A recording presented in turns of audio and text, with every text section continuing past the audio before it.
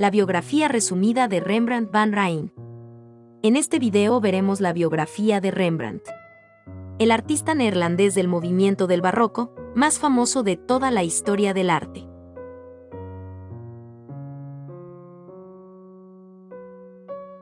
Rembrandt Armenson van Rijn nace en Leiden, Países Bajos, un 15 de julio del año 1606.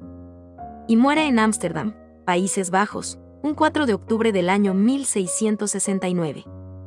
Rembrandt van Rijn es el artista más grande de los Países Bajos. Su figura trasciende la historia del arte para situarse en uno de los nombres más importantes en la historia de la civilización occidental. Maestro barroco, fue la figura central de la Edad de Oro holandesa, cuando el país era una de las mayores potencias internacionales. Su pintura fue excepcional, en especial sus retratos y autorretratos, su actitud humilde y su conocimiento del ser humano muy acertado, por lo que es uno de los artistas que producen mayor empatía entre sus colegas y sus estudiosos. Nacido en una familia acomodada, pudo cuidar su educación y conseguir un amplio conocimiento de la pintura italiana. Con 19 años ya tuvo su propio taller y una nutrida clientela. Fue en esa época cuando se adentró en el claroscuro de moda. Poco a poco se convirtió en uno de los artistas que mejor manejaba este concepto y su obra cobró una fuerza y una personalidad arrolladoras.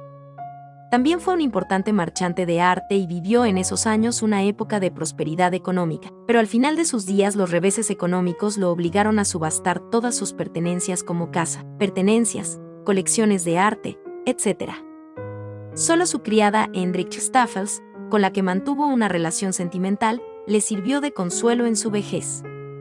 Estas dos etapas se reflejan claramente en sus obras, particularmente en sus cientos de autorretratos.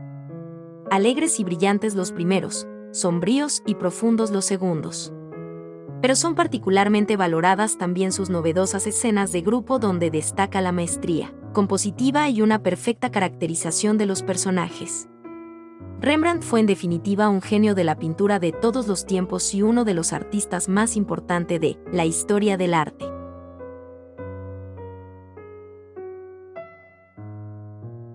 Espero que te haya gustado el video. Si es así, por favor regálanos un like y tu suscripción para que así el mundo del arte en YouTube siga creciendo.